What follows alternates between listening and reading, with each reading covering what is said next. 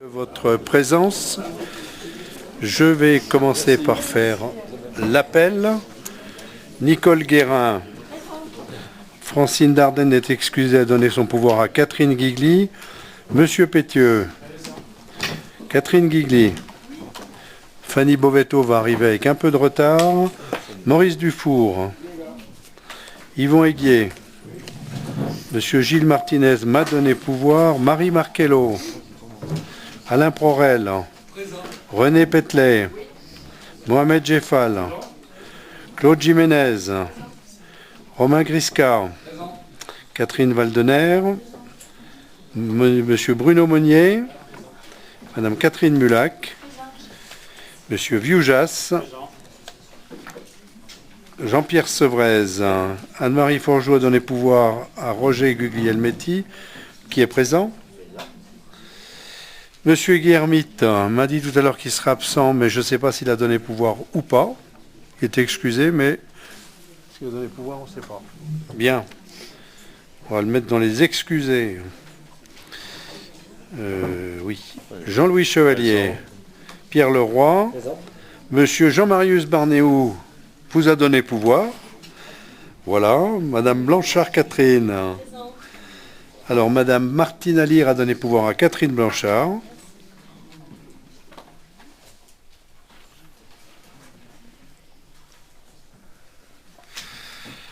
Monsieur Galliano, Nicolas de son prénom. Monsieur Gilles Perly. Monsieur Sal Émeric a donné pouvoir à Monsieur Gilles Perly. Monsieur Thierry Bouchier. Présent. Monsieur Olivier Fons.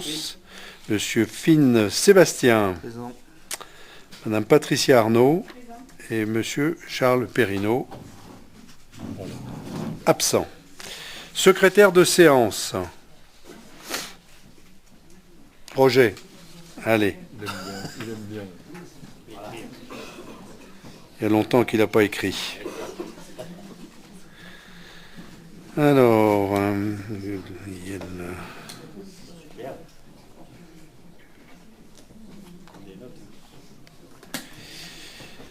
suppléant, une dame. Nicole, hein? Nicole Guérin. Voilà, je vous remercie. Voilà. Et voilà les pouvoirs qui vont avec.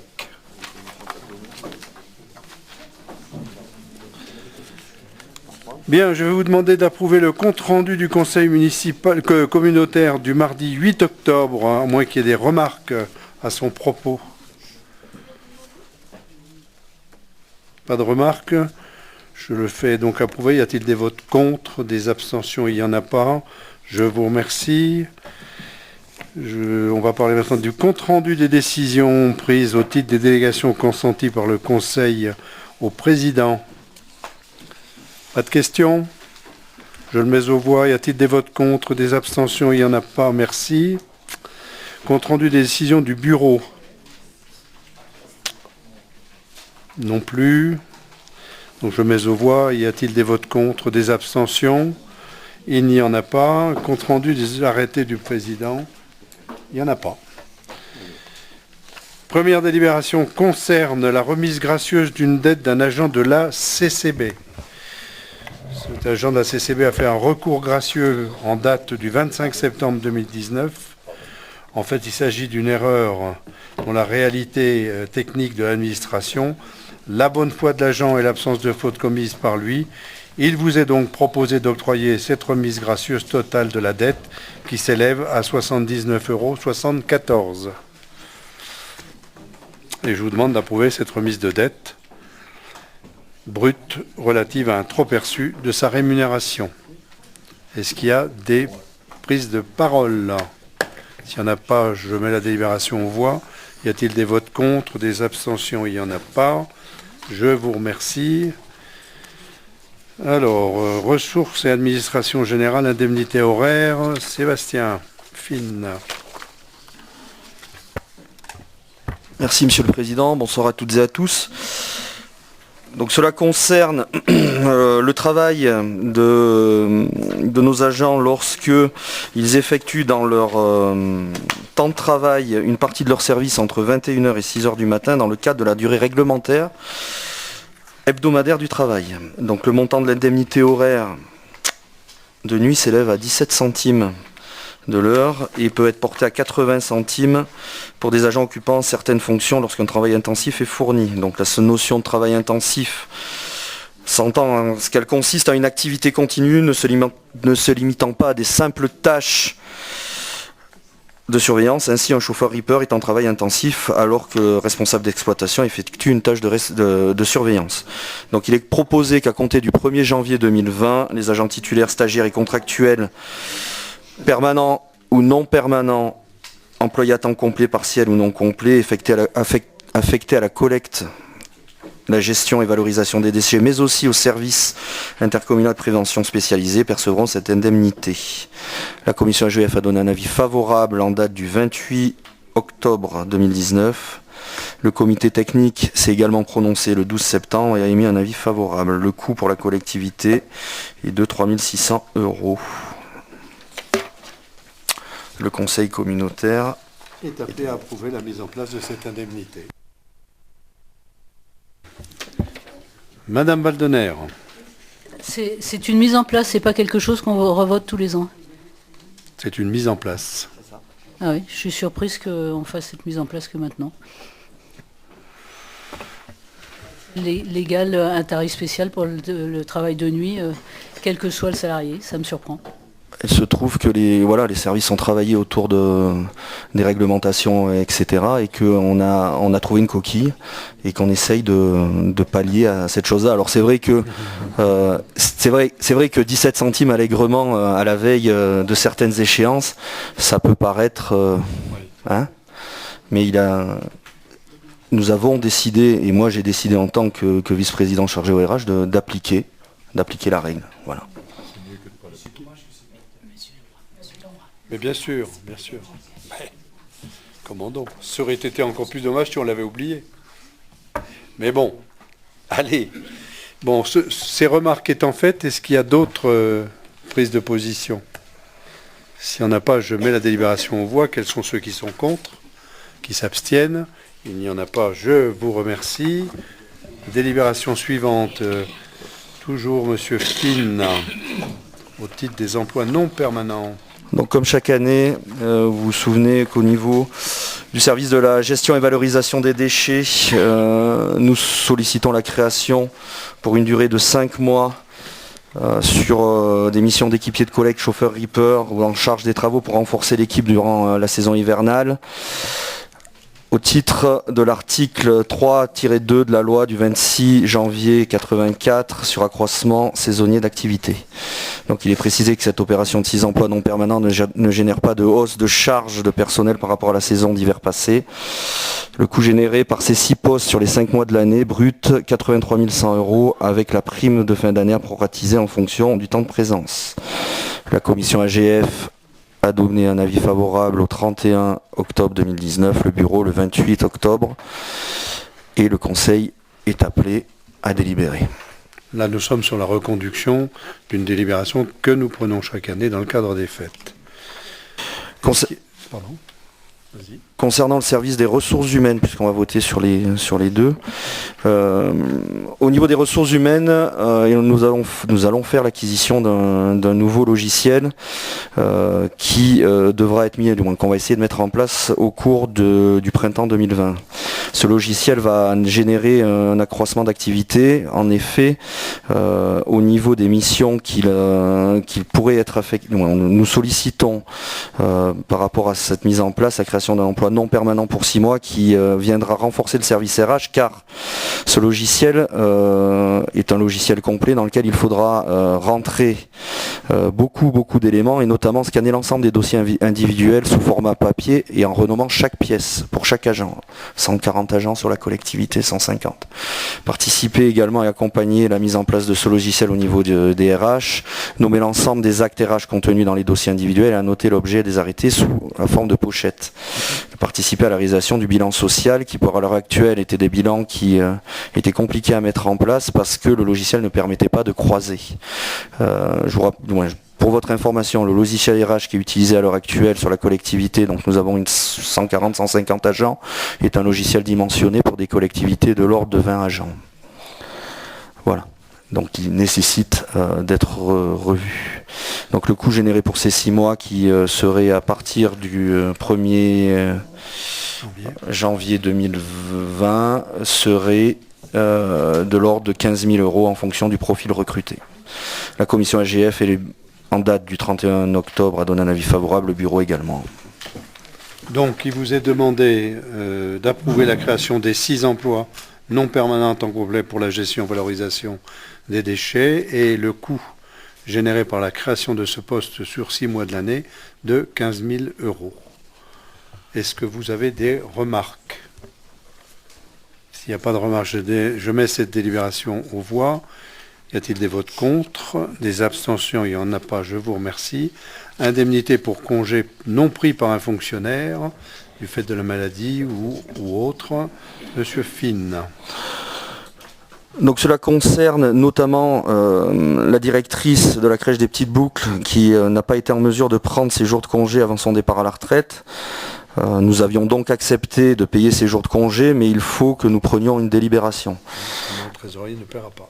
Donc il vous est rappelé que la directive 2003-98 du Parlement européen et du Conseil du 4 novembre 2003 relative à certains aspects de l'aménagement du temps de travail, celle interprétée par la Cour de justice des communautés européennes dans son arrêt qui vous est listé, le C356, le C526 du 20 janvier 2009, dit qu'un travailleur qui n'a pas été en mesure de prendre tous ses droits à congé annuel avant la fin de sa relation de travail a le droit à une indemnité financière pour congé annuel. De même, diverses jurisprudences nationales et notamment l'arrêt du Conseil d'État du 8 janvier 2016, l'arrêt du tribunal administratif d'Amiens du 30 janvier 2015 ont fait application de ce même principe. Donc il vous est proposé de décider que par dérogation à l'article 5 du décret 85-1250 du 26 novembre 85, un fonctionnaire titulaire ou stagiaire qui n'aurait pas été en mesure de prendre tous ses droits à congé annuel payés avant la fin de sa relation de travail, que ce soit du fait de maladie ou en raison des nécessités de service, a le droit à une indemnité financière pour congé annuel payé non pris. Et que, s'agissant des modalités pratiques de calcul, la CCB calculera l'indemnisation des jours de congé non pris par un fonctionnaire en retenant les modalités qui suivent. Lorsque l'agent n'a bénéficié d'aucun congé annuel, l'indemnité compensatrice est égale à 1/10 de sa rémunération totale brute perçue par l'agent lors de l'année en cours. Lorsque l'agent a bénéficié d'une partie des congés annuels, l'indemnité compensatrice est proportionnelle au nombre de jours de congés annuels dus et non pris. L'indemnité ne peut être inférieure au montant de la rémunération que l'agent aurait perçue pendant la période de congé annuel dû et non pris et est soumise aux mêmes retenues que la rémunération de l'agent des retenues sur salaire. Quelque chose qui nous arrive souvent, des gens qui ont accumulé un certain nombre d'heures de supplémentaires et qui font que lorsqu'ils arrivent au moment de leur retraite, on leur doit 1, 2, 3 mois de congé et effectivement, on a des problèmes quelquefois avec la trésorerie. Il était nécessaire de trouver ces textes pour pouvoir appliquer et rendre à César ce qui est à César et à celui qui a travaillé le fruit de son travail. Voilà, est-ce qu'il y a des remarques? Pas de remarques, je mets la délibération au vote. Y a-t-il des votes contre? Des abstentions, il n'y en a pas, je vous remercie. Délibération suivante concerne la DM3 et c'est M. Olivier Fons qui va nous présenter cette Oui, DM. concernant la décision modificative numéro 3, pour la section de fonctionnement, lors de l'élaboration du budget primitif, certaines dépenses de fonctionnement ont été omises. Il y en a 2, donc une qui concerne des locations de photocopieurs pour 8 500 € et une qui correspond à des prestations liées à l'hébergement d'une solution de logiciel pour la gestion des achats et des marchés publics. Donc 8 500 pour l'une et 7 700 pour l'autre. Donc il est proposé effectivement de régulariser ces 2 opérations et d'en prélever effectivement la charge comme elle aurait dû être prévue. Pour ce qui concerne l'opération Auril, donc on avait délibéré déjà pour enregistrer ces 120 000 euros, mais qui par une erreur d'imputation budgétaire n'ont pas été affectés au bon compte. Donc il s'agit de faire une opération de transfert entre deux sections du chapitre budgétaire sans impact sur le budget général pour 120 000 euros.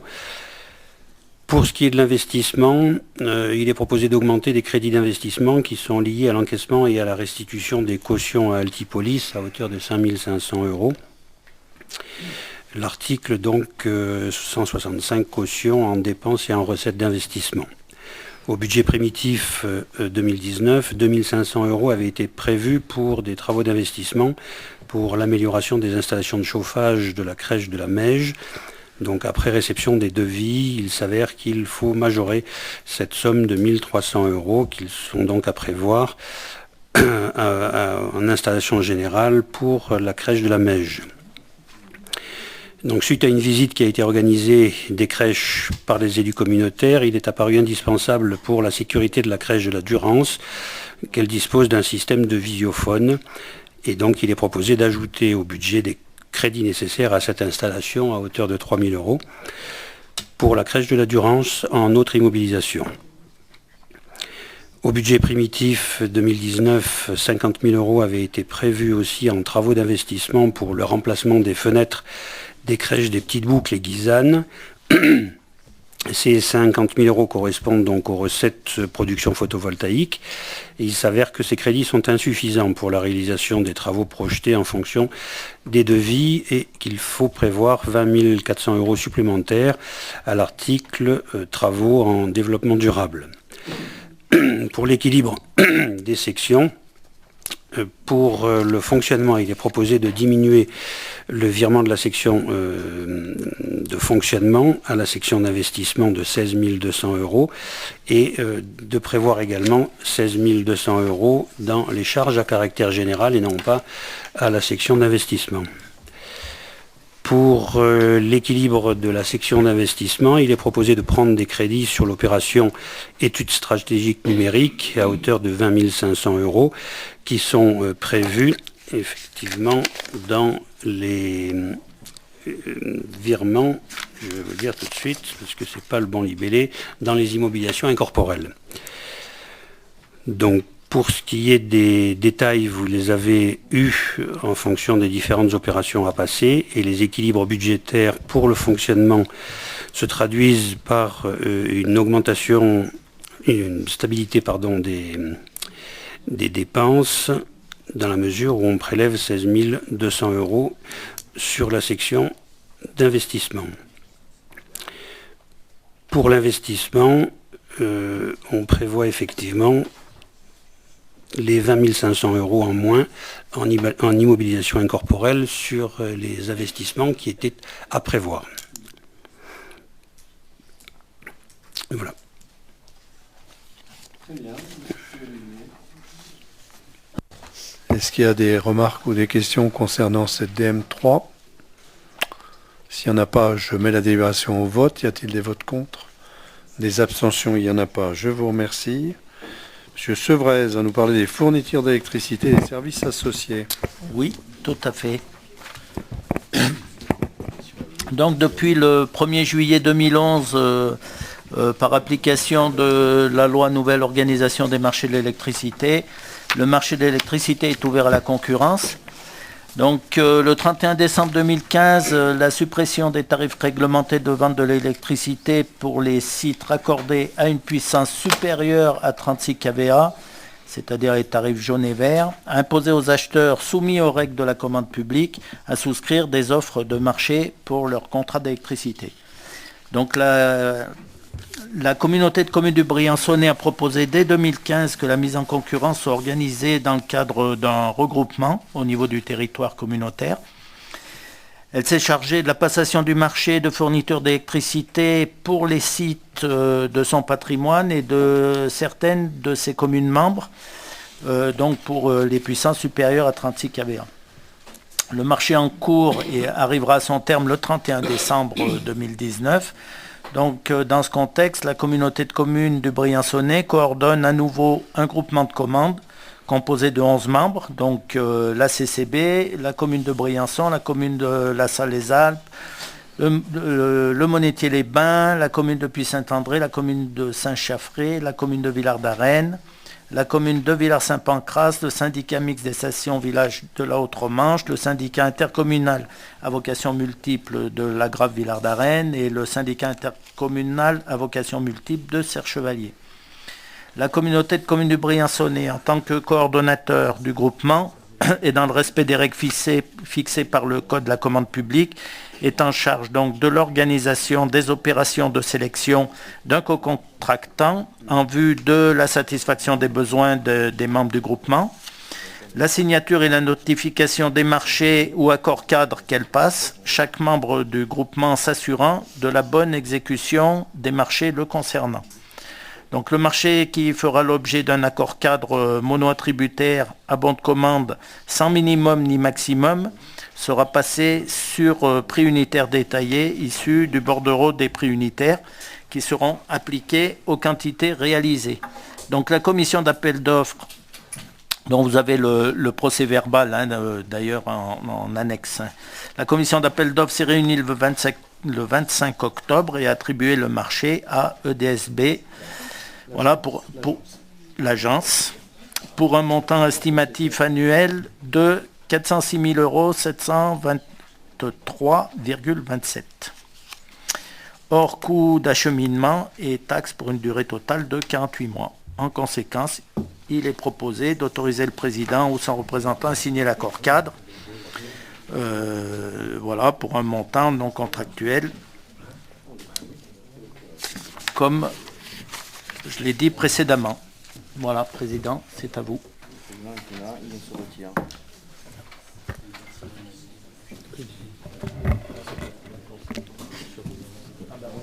Donc le Président se retire.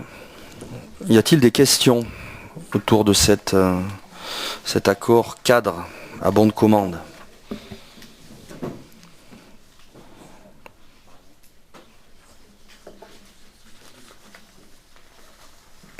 Pas de questions, donc je soumets la délibération aux voix.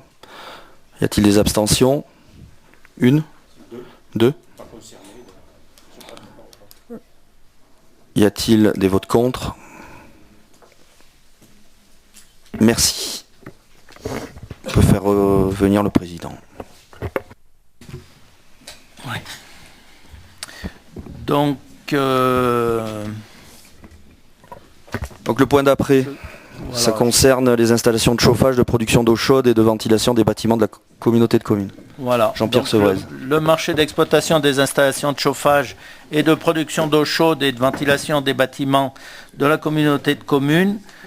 Donc lot numéro 2, hangar des ordures ménagères, Altipolis, résidence des saisonniers, Crèche-la-Guisane, a été attribué par notification en date du 15 novembre 2018 à l'entreprise EMC2, dont le siège est à Gap. Ce marché porte sur la période du 15 novembre 2018 au 15 novembre 2026.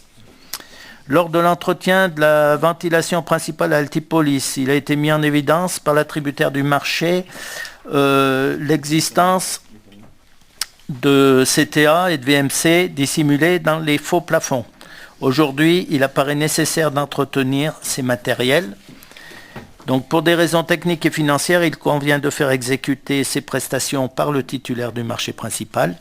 La modification du marché engendre une hausse de prix globale de 15 943,20 €, TTC représentant 8,4% du montant du marché initial. Donc la commission d'appel d'offres qui s'est réunie le 4 novembre 2019 a validé l'avenant proposé. En conséquence, il est proposé au Conseil communautaire de passer cet avenant et d'autoriser le président ou son représentant à le signer. Oui, Madame Mulac. Merci, Monsieur le Président. Si je comprends bien, ça voudrait dire qu'il n'y a pas eu d'entretien sur ces appareils depuis la création d'Altipolis ? On peut penser, comme vous le dites, Madame Mulac, et j'ai même découvert qu'on ne savait pas. C'est 2013, je crois. Ça a été construit en 2013-2014. On ne savait même pas qu'il y avait ces éléments CCTA dans les endroits où ils sont. C'est là où je suis très très étonnée quand Moi- même qu'on moi ne sache aussi. pas repérer quand même dans les faux plafonds qu'il y a des bouches pour la VMC, pour le CTA, et que les sachants, qui est l'AMO quand même, plus l'entreprise, ce sont des sachants, n'aient pas en fait posé de questions. On nous dit que l'AMO a fait un cahier des charges, mais le cahier des charges, ça s'accompagne normalement de plans de récollement. Bien sûr. Ça s'accompagne d'un DUO. Je vais expliquer un dossier ultérieur d'intervention sur l'ouvrage. Bon, tout cela, a priori, n'existe pas. Alors, qu'est-ce que l'on fait des textes de loi? C'est quand même une loi qui date de 93, mise en application 94, c'est-à-dire plus d'un quart de siècle. Et il n'y a rien de fait.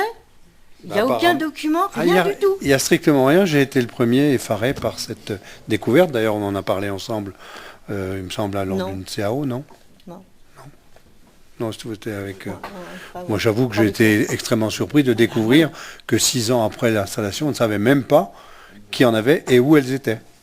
Oui, mais l'entreprise, quand même, ils auraient dû soulever le problème. Mais je suis Parce que c'est complètement facile d'accord avec après vous. de dire, oui, maintenant qu'on a le marché, on fait un avenant et on fait n'importe quel prix, Bien sûr. puisqu'on négocie plus. Alors là, moi, je suis pas d'accord. Là, Mais vous avez raison. Je vote contre parce que Vous avez franchement, parfaitement là, c'est raison. du ni fait ni à faire. C'est ni fait ni à faire, mais ça a Voilà. été fait pourtant. Mais ce serait bien quand même que les gens qui s'occupent de cela connaissent au moins les textes de loi. Mais apparemment, ceux qui l'ont fait ou qui ont participé en termes de suivi, ils sont en retraite, donc voilà. Parce que moi, j'étais maître d'ouvrage et je vous garantis Je que sais. quand la loi est sortie, j'ai fait la formation. Je suis coordonnateur SPS de niveau 1 et je vous garantis Mais on va vous embaucher, Madame Muller. Ben oui, peut-être, parce que j'avais pas du tout. Et souvenez-vous, peut-être pas, mais en 2014, lorsque je suis arrivée au conseil municipal, les premiers appels d'offres, il n'y avait pas de CSPS. Et j'ai dit, mais il faut un CSPS. On m'a un peu ri au nez jusqu'au jour où j'ai dit, mais attendez, ça relève du pénal. Et le pénal, c'est monsieur le maire. Oui, non, mais j'ai bien saisi le message. Voilà, donc on aurait pu vous apporter des oranges. Merci beaucoup. Alors depuis, Non, mais je pas constate seulement, d'ailleurs. il y a des CSPS qui sont nommés. Oui, c'est non, mais très c'est- bien. c'est Mais enfin, très ça ne va bien. pas jusqu'au bout, parce que le DUO, c'est quand même extrêmement important. Parce que c'est quand même Mais comment on entretient, je vais comment vous on dire le intervient. contraire. Je ne veux pas vous dire le contraire, madame. Bah Je oui. ne fais que constater une carence qui a maintenant 6 ans d'arriéré et que voilà. Ah oui, parce que là, ça fait quand même un peu plus de 110 000 euros. Nous je trouve quand sommes même, d'accord. C'est énorme, on pourrait faire beaucoup de choses avec ça. On pourrait. Si, c'est la même entreprise qui présente un... Non, mais la notification récente, mais au départ, c'est quand même eux.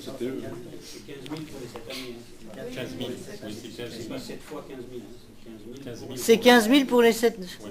Oui, enfin, bon, peu importe, de toute Oui. façon, Non, mais c'est sur le principe. Non, mais Je vous avez considère raison. que ça ne devrait pas exister. Voilà. Ça n'aurait pas dû exister, mais ça a existé. Voilà. Oui. Donc, Alors, bon, il y a des responsabilités, maintenant, mais il y a des assurances aussi. Mmh. Bon, les assurances, c'est fait aussi, pas uniquement pour les payer, mais pour les faire fonctionner. eh bien, écoutez, on va voir si on peut faire fonctionner notre assurance sur cette question-là. Mais je vous remercie de votre intervention, qui est parfaitement fondée. Voilà, est-ce qu'il y a d'autres remarques aussi pertinentes que celles de Madame Mulac? S'il n'y en a pas, je mets donc cette délibération en voie. Quels sont ceux qui sont contre? Alors, Monsieur Monnier, son pouvoir. Il n'y a pas de pouvoir chez vous, non? Monsieur Grisca, Madame Mulac.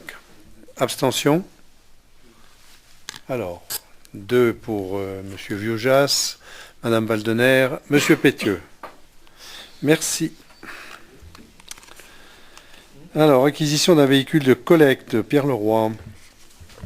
Oui, donc comme vous le savez, on est propriétaire d'un parc de véhicules de collecte d'ordures ménagères. On a une dizaine de véhicules de collecte depuis 2013. 2013. Donc là, il vous est proposé de renouveler un des véhicules, sachant que petit à petit, au fur et à mesure où on déploie les dispositifs semi-enterrés sur le territoire, on change de véhicule. Parce que c'était des dispositifs qui permettaient, c'était des camions qui permettaient de collecter les bacs. Et comme on se sépare progressivement des bacs, demain, ce ne seront que des véhicules qui collectent, donc soit les DSE, soit les colonnes qui sont entreposées sur l'ensemble du territoire. Donc là, ça serait le premier changement de véhicule. Il y a une commission d'appel d'offres qui s'est réunie le 4 novembre. Il y avait 2 candidats. Il vous est proposé de retenir l'entreprise Manjou Environnement pour un montant d'achat d'un véhicule à 220 000 euros hors taxe, soit 264 000 euros TTC. Sachant qu'au budget primitif, on avait envisagé une somme de 280 000 euros TTC. Il y a une prestation supplémentaire avec une grue repliable de 800 euros hors taxe. Donc il vous est proposé aussi d'accepter l'offre de reprise du véhicule dont on se séparerait. C'est donc un véhicule de 19 tonnes, immatriculé donc en 2013 pour un montant de 16 000 euros TTC. Et d'autoriser sur le budget général les écritures comptables et d'autoriser le président, son représentant, à signer toutes les pièces du marché. Normalement, si vous le votez, ce camion arriverait, on l'espère, avant l'été prochain. Voilà. Et en termes de sécurité, c'est aussi un camion qui n'aurait pas les mêmes dispositifs et donc qui serait moins dangereux pour les agents parce qu'il n'y a pas de lève container qui serait associé au camion. Voilà.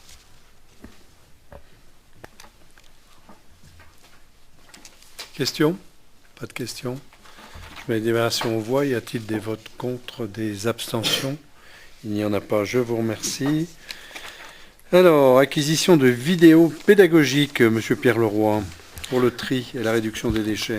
Donc, comme vous le savez, on fait partie d'une structure, on est adhérent de la coopération du sillon alpin pour le développement durable des déchets. Donc c'est une structure qui réunit les collectivités de Grenoble, etc. Donc c'est très important, c'est une grosse structure et ça nous permet de mutualiser des prestations, de mutualiser des équipements entre les collectivités qui sont membres. Alors nous, on est le tout petit nain de cette structure, parce que c'est dérisoire par rapport au nombre d'habitants. Par contre, on bénéficie des prestations, même de conseils juridiques administratifs sur tout ce qui concerne la gestion des déchets. Là, il est proposé, dans un but pédagogique, d'acquérir des vidéos sur la thématique des déchets. C'est lancé par le CSA 3D, dont on est adhérent, et c'est en cohérence évidemment avec tous les objectifs de sensibilisation des usagers qu'on s'est fixés depuis des années. Ça fait une dizaine d'années qu'on travaille sur ce sujet. Le budget prévisionnel, il est de 80 000 euros, mais je vous disais, on est le petit nain. Donc en fait, nous, notre participation appelée pour la CCB, elle serait d'environ 1 000 euros TTC. Donc voilà.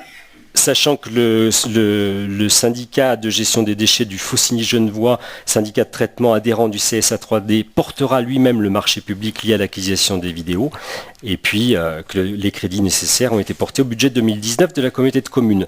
Parallèlement à ça, on a aussi l'objectif de solliciter notre prestataire Veolia, et là plus à titre gracieux, parce qu'on a pas mal de demandes des citoyens de comprendre comment ça se passe sur la gestion de nos déchets une fois que les déchets sont récupérés, en particulier d'avoir une vision du site de Ventavon, qui est très intéressant à visiter, mais souvent ça nécessite une organisation d'un voyage. Donc on va demander à ce qu'on puisse avoir une petite vidéo complémentaire sur ce site, que les gens comprennent bien comment ça se passe. Ça vaut le déplacement, moi j'y suis allé plusieurs fois et c'est vrai que c'est très important. Donc ça nous permettrait d'avoir donc des documents pédagogiques qu'on peut déjà faire visionner dans les écoles, comme on passe régulièrement dans les écoles, mais ça peut être aussi sur les marchés, ça peut être sur les réunions publiques où les gens peuvent voir véritablement à la fois notre fonctionnement et puis avoir des informations pédagogiques sur le tri. Donc il vous est demandé d'approuver la convention de groupement de commandes, d'autoriser le président à signer la convention et d'autoriser le président, son représentant, à signer toutes les pièces de la dite convention et tous les actes nécessaires à l'exécution de la présente délibération. En tout cas, excellente initiative. Est-ce qu'il y a des prises de position ou des questions? Non? S'il n'y en a pas, donc je mets la délibération aux voix. Y a-t-il des votes contre? Des abstentions? Il n'y en a pas. Je vous remercie.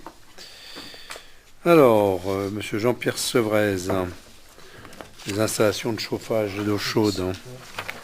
Non, c'est la 10. Ah pardon, excuse-moi, je reviens en arrière, je remonte le temps. La 10. La 10, projet supracommunautaire de la plateforme de co-compostage Alors voilà encore une belle chose. Hein. Voilà. Donc comme vous le savez, c'est un sujet auquel je suis très sensible, hein, parce que ça fait maintenant, je crois que ça fait 6 ans qu'on parle de ce projet-là. C'est un projet qui est très important, autant au niveau financier qu'au niveau environnemental. Très rapidement, hein, vous savez qu'on transporte nos boues d'épuration en passant le Lautaret, en descendant sur Grenoble. Après Grenoble, on tourne à droite et on fait à peu près 150 km pour aller composter nos boues d'épuration. 150 km de camions pour transporter nos boues. Cette petite affaire, ça nous coûte à peu près, de mémoire, c'est de l'ordre de 350 000 € par an. Essentiellement pour du transport. Donc c'est absurde financièrement, c'est absurde environnementalement parce que c'est des camions, des poids lourds. Il arrive même, quand le Lautaret est fermé, que les boues d'épuration fassent le tour par Gap. Donc vous imaginez l'absurdité du truc. Donc ça, c'est pour nos boues d'épuration. Pour nos déchets verts, eh bien c'est un peu la même chose. C'est-à-dire qu'on transporte nos déchets verts à 250 km à Manosque. Même chose pour être composté. Donc ce n'est pas les mêmes tonnages. Là, c'est de l'ordre de 60 000 € que ça coûte à la collectivité, essentiellement pour du transport. Parce qu'en termes de fonctionnement, c'est des dépenses qui sont dérisoires, c'est très peu de personnel. Donc ce sujet-là, évidemment, ça fait un certain temps que ça nous intéresse, sur lequel on travaille. Après, il y a le dimensionnement qui est complexe. Et là, nous avons fait le choix, et vous le savez, de travailler à 4 communautés de communes. Travailler ensemble, c'est pas toujours très simple, mais là, en l'occurrence, ça fonctionne bien. Donc, on travaille avec l'Embrunais, on travaille avec le Guillès-Trois-Queyras, on travaille avec le Pays des Écrins et donc le Briançonnais sur ce sujet sur ce projet de plateforme de compostage. Donc, vous le savez, on a délibéré pour une mission et donc on a confié un marché d'assistance à maîtrise d'ouvrage au bureau d'études Naldéo et Itinéraire Avocat en mars 2019. Donc ils ont travaillé, et ils ont bien travaillé. Ce marché comprend une tranche ferme qui porte sur les études de faisabilité de rédaction du programme préalable au marché de conception-réalisation. Et puis derrière, on a aussi 4 tranches optionnelles pour le suivi du marché de conception-réalisation et d'assistance jusqu'à la mise en service de l'équipement. Le 4 octobre dernier, Naldéo a restitué son travail auprès des 4 communautés de communes. Donc ce qui est important, je parle beaucoup de cette ambiance parce qu'en fait, travailler ensemble, là en l'occurrence, je vous disais, ça marche, tout le monde est présent, les élus des 4 Comcom sont présents et les techniciens des 4 Comcom sont présents. Le bureau d'études a bien travaillé et puis nos services aussi, on a notre technicienne qui est là-bas en face de nous. Et donc pour pouvoir présenter un projet qui est quand même conséquent, hein, parce que le montant total de l'investissement, vous le voyez, pour ce projet, de traitement des boues, de traitement des biodéchets, je vais y revenir, et de traitement des déchets verts, ce projet, il est estimé à 7,3 millions € hors taxes, hors acquisition foncière et aménagement de la zone. On a travaillé aussi sur les subventionnements pour voir à peu près où on allait. À minima, on sait qu'on aura 30%. Aujourd'hui, on sait qu'on aura plus de subventions. Donc, on sait qu'on est suivi sur ce projet qui est très intéressant, en particulier parce qu'on associe, au-delà des boues d'épuration et des déchets verts, les biodéchets. Donc, on en a déjà parlé ensemble. Vous saviez que moi, j'étais un petit peu réticent à travailler sur les biodéchets parce que c'est pas rien, c'est complexe. Il faut mettre en œuvre tout un système de collecte qu'on n'a pas aujourd'hui.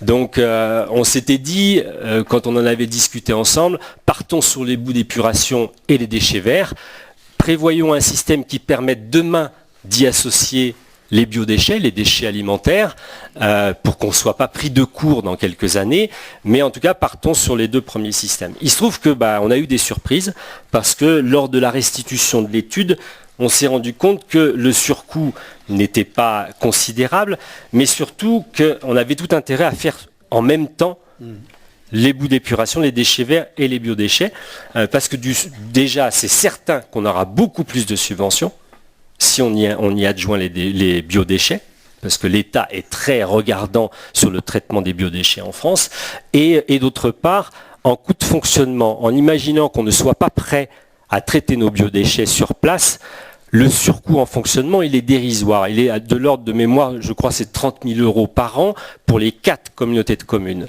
Lambrunais, eux, sont prêts à partir sur les biodéchets.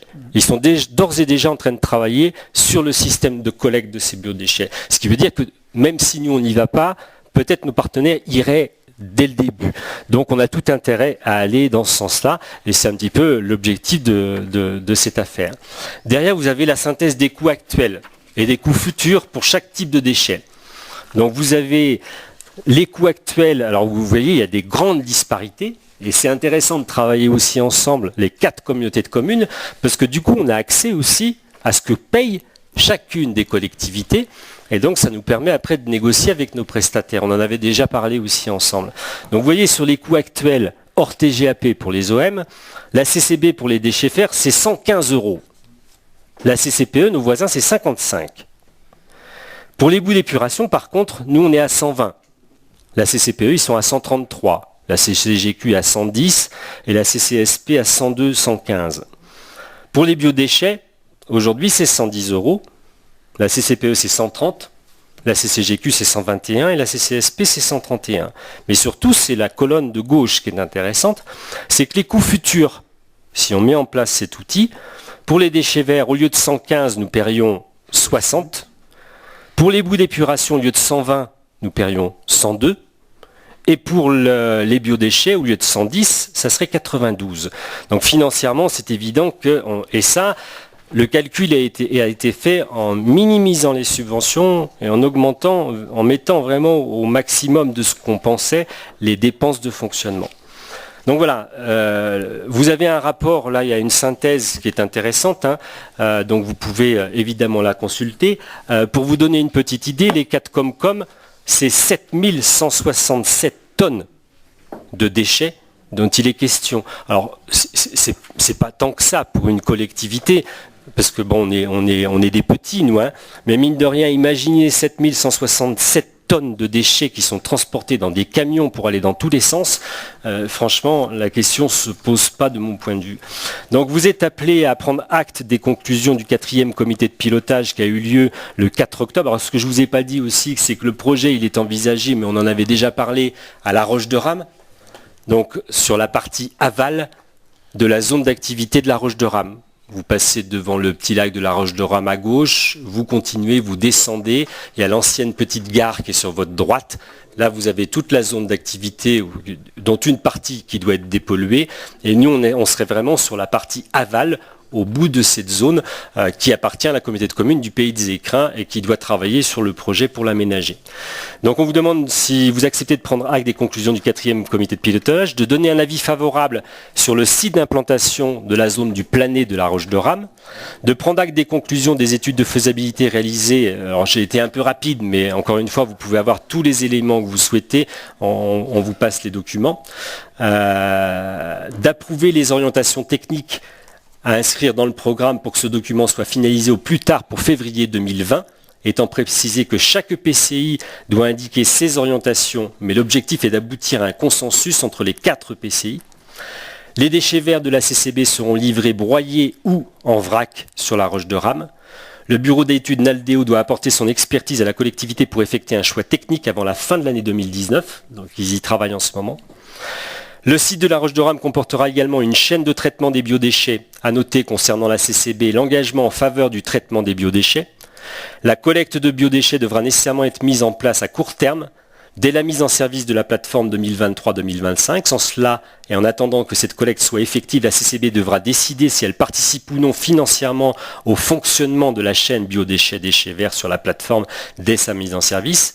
Il conviendra de définir la cible, ménage, restauration collective, restauration classique, retenue pour la collecte, sachant que vous le savez, on a mis en place les composteurs collectifs dans pas mal d'endroits déjà. Dans tous les cas, il s'agira de biodéchets non captés actuellement par le compostage de proximité, voilà, c'est à ça dont je fais allusion, déployés sur le territoire, c'est la filière privilégiée par la CCB. Les biodéchets des professionnels de Briançon pourraient ne pas être captés si le projet de boucle alimentaire sur Villars-Saint-Pancras voyait le jour. Alors ça, c'est l'autre projet, vous le savez, sur l'autonomie alimentaire sur Villars-Saint-Pancras qui prendrait une partie de ces déchets pour le compostage. Prendre acte que les choix par les 4 PCI de la structure qui assurera le portage du projet investissement et fonctionnement, entretien, maintenance et de sa gouvernance seront étudiés en décembre 2019. Donc ça, on en a déjà parlé entre les 4 PCI, parce qu'il faudra évidemment qu'on invente une nouvelle gouvernance pour ce projet, parce que c'est un projet à 4.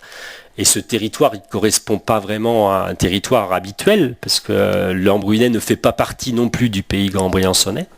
Donc il va falloir qu'on crée cet outil. Et évidemment, ça fera l'objet de délibération. Et prendra qu'une nouvelle délibération devrait être prise par chaque EPCI, partenaire du projet, avant de lancer le DCE pour les travaux. Donc là, c'est un moment d'étape.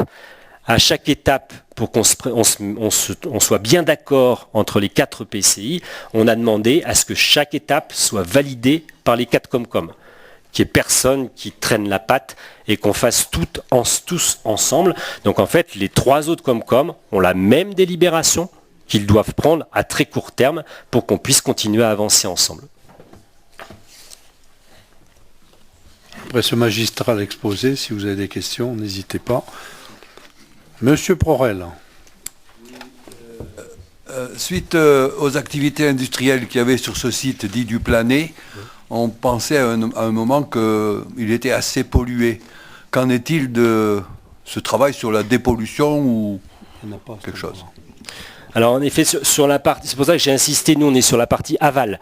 Sur la partie amont, il y avait l'entreprise Rio Tinto.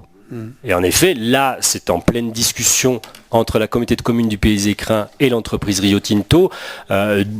Sans rien divulguer, je crois qu'il y avait 2 millions d'euros qui étaient prévus de dépollution, mais il y a des discussions sur ce montant qui semble insuffisant pour dépolluer le site. Donc, à un moment donné, il avait été question qu'on se situe à cet endroit-là. Sauf qu'on a changé de localisation. Nous, on est sur la partie aval, donc on n'est pas concerné par la dépollution du site. Et on ne sait pas quand est-ce qu'elle se fera, cette dépollution. Donc nous, il y a urgence quand même à faire ce projet, enfin urgence relative, mais le plus tôt sera le mieux en tout cas. Et c'est pour ça que c'est bien que ce soit sur la partie aval. Et puis, ça intéresse aussi beaucoup la commune de La Roche-de-Rame, même si on a tenté de les rassurer, on a réussi à les rassurer. On a organisé un voyage pour qu'ils aillent sentir les odeurs de ce type d'installation. Et ils ont pu tester qu'à moins de 100 mètres, il y a des habitations d'installations similaires de compostage. Donc, les élus de La Roche-de-Rame ont été rassurés. Ceci étant, plus on s'éloigne du village, plus ils sont satisfaits. Donc le fait qu'on soit vraiment à l'extrémité aval de la zone, ça leur convient. Et puis on est sur une dalle béton. En plus, oui. Pas d'autres questions? Eh bien, je mets la délibération aux voix. Quels sont ceux qui sont contre, qui s'abstiennent? Je vous remercie. Convention de délégation d'action de la CCB à la MJC Centre Social. Jean-Louis Chevalier.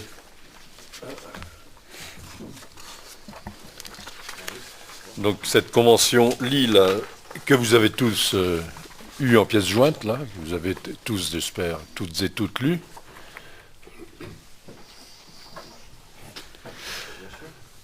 Lie la CCB à la MJC Centre Social dans le cadre du projet Alcotra, Cœur solidaire. On en a déjà parlé, hein. Du plan intégré territorial, le PITER, Haute-Vallée, Cœur des Alpes. Donc je rappelle le contexte général.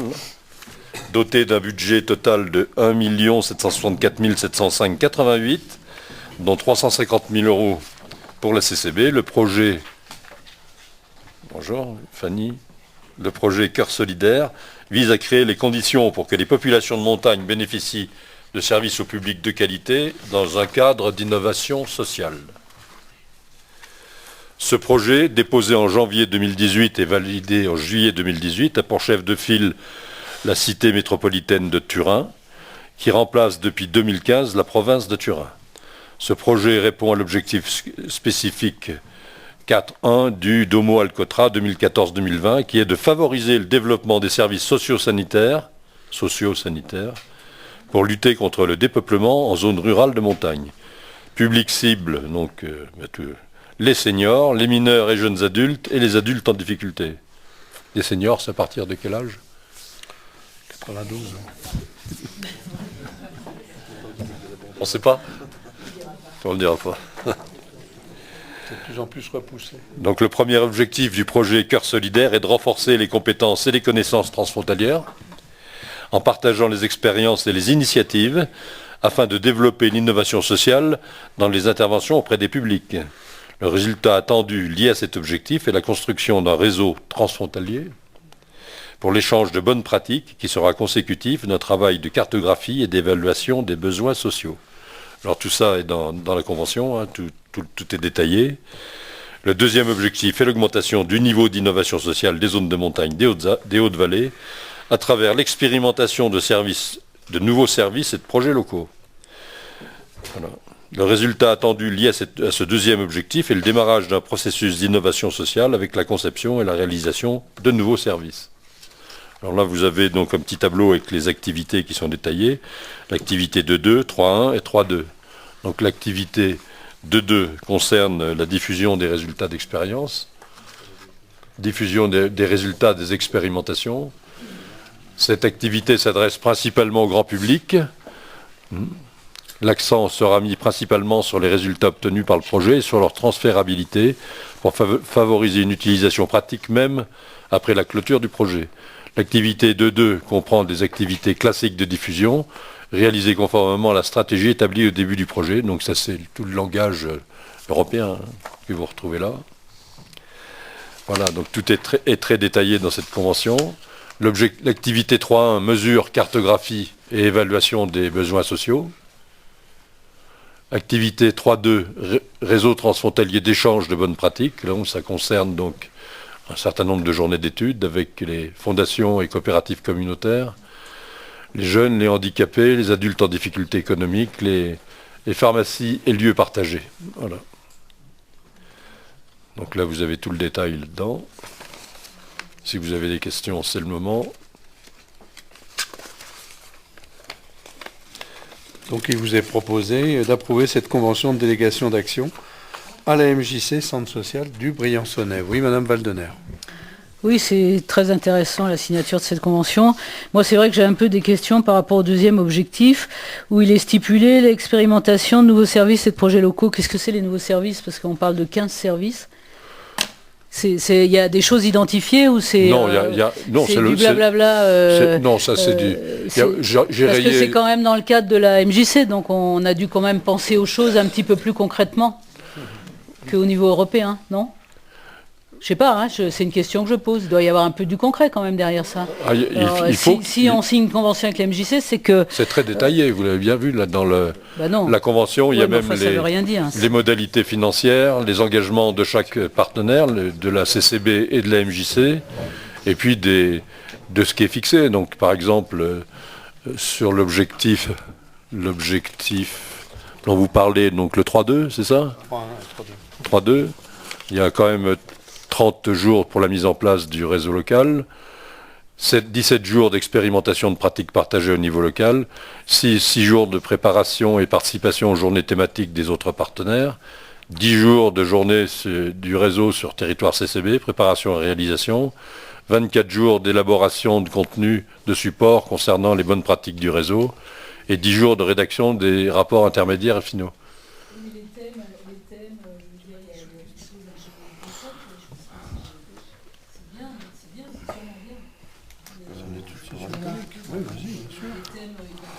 Oui, il y a surtout le partage d'expériences entre les collectivités françaises et les collectivités italiennes. Vous savez que de l'autre côté de la frontière, nous n'avons pas forcément les mêmes pratiques en termes de social.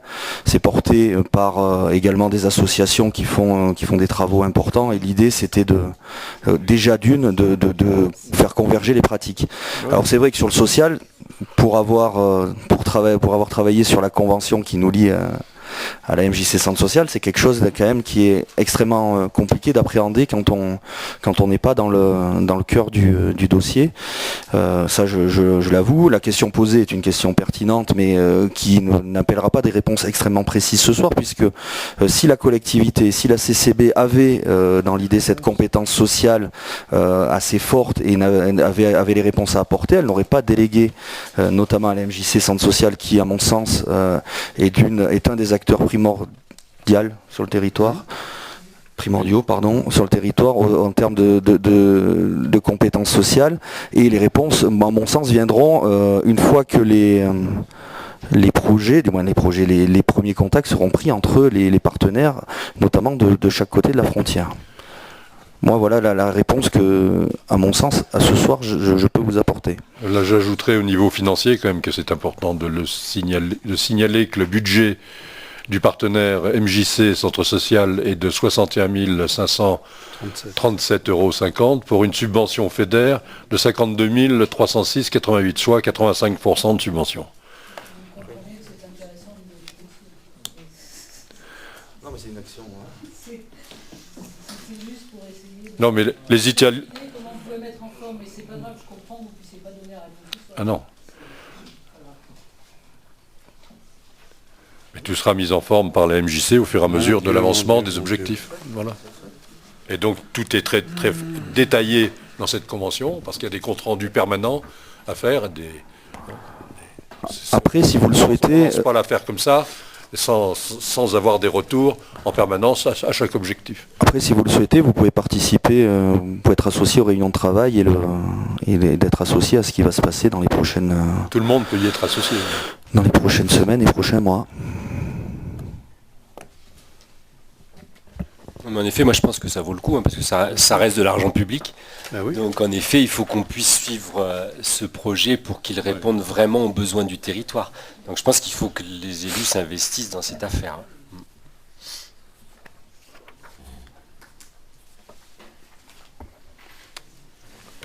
Pas d'autres questions? Bien, je mets la délibération. On voit quels sont ceux qui sont contre, qui s'abstiennent. Eh bien, c'est à l'unanimité. Je vous remercie. Bien.